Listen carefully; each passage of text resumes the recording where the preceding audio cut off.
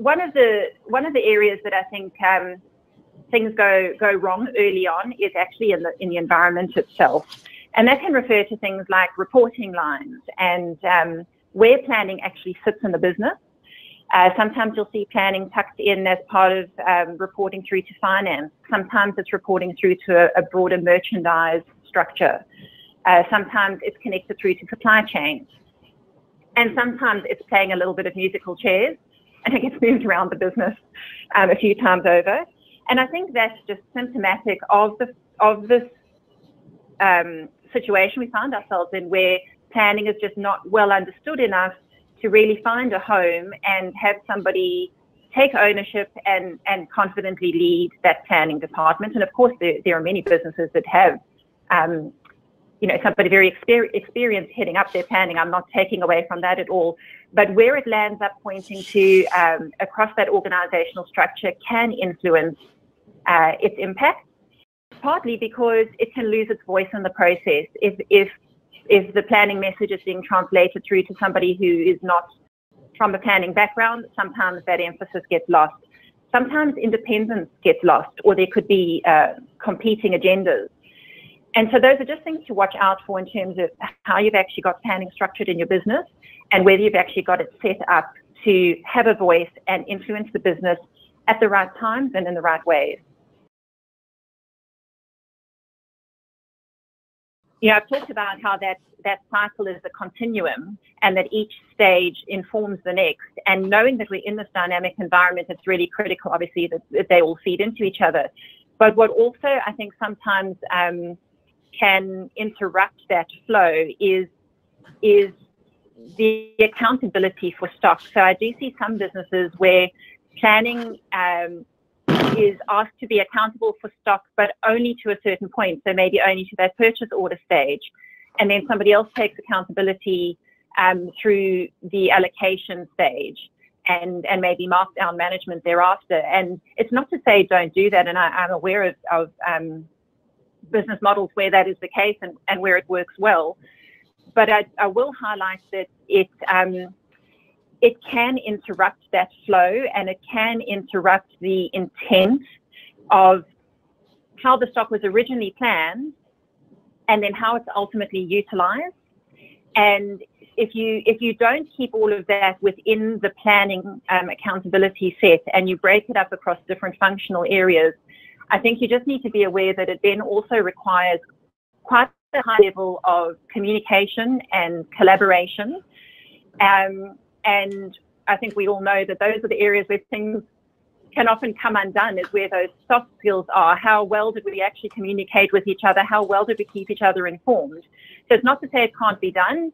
I just think it puts even more emphasis on getting those steps right as well, if you want to support having your stock accountability change hands through that cycle. And wherever possible, I would recommend keeping it within the planning structure and have that accountability for stock be very clear.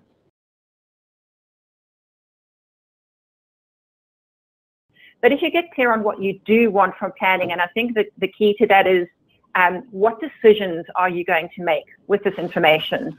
So even in big businesses, you often will see planners producing reams and reams of information, coming to presentations, having burnt the midnight oil preparing, and then actually no one really gets through everything they prepared.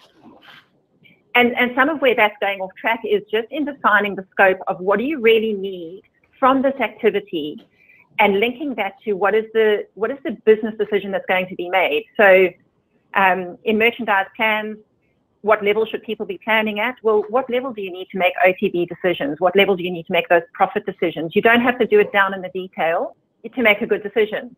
I think businesses, people are standing there scratching their heads going, we have planning in our business. We have a planning team, and yet we don't feel like we're getting the results that we should. And I think that's where some of these things are going wrong. It's the wrong people in the role, or not enough experience for the expectations of the business. And so they're just trapped in this cycle where they're doing a lot of activities but not really getting the result. And it's just about refine that scope, figure out what decisions you need to make, and put your effort behind those.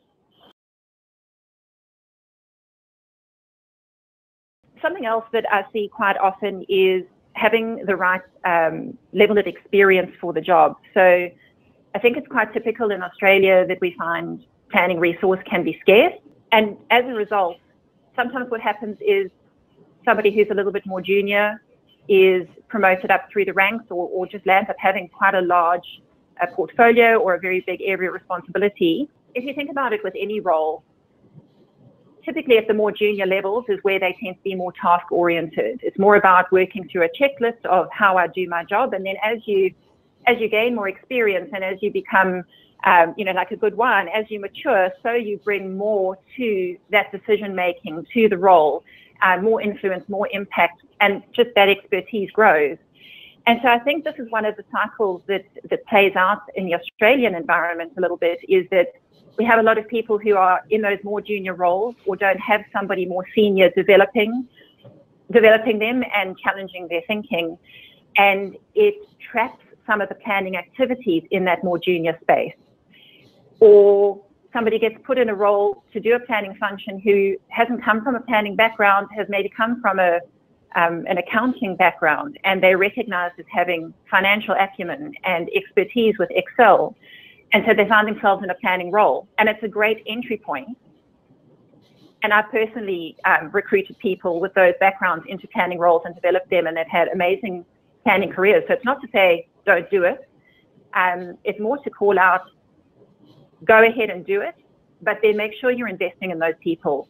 Make sure you're actually growing them into planning experts and not glorified data managers and report writers and keeping them in that very low level junior space where they actually can't really bring the value add to the business that is needed from that planning function.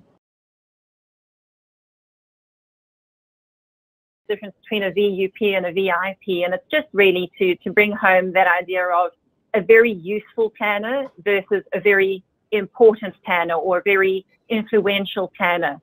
I think so many businesses fall into that trap of bringing in somebody who has that financial acumen, has that problem-solving aptitude, is great with systems, great with Excel, and so they really can get stuff done. But before you know it, they're just this really useful person in the business.